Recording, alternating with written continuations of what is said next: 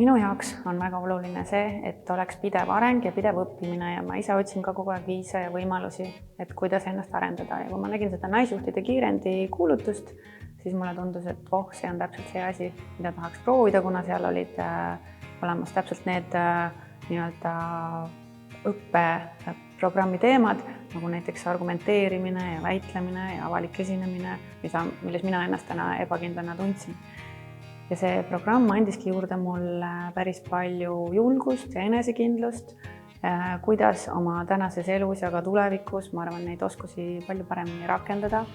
Kõige ägedam selle osa juures oli muidugi ka kogu see võrgustik ja need naised, kes siin koos minuga õppisid, et see andis nii-öelda uusi vaatenurki probleemidele, eludele, oli väga põnev. Me kohtusime ka paljude Eesti erinevate tippjuhtidega, kust sai ka mingisuguseid näpunäiteid ja teiste lugusid kuulata, mis kindlasti annavad inspiratsiooni ja motivatsiooni ka iseenda mõtteid tulevikus nagu korrastada ja paremini edasi minna.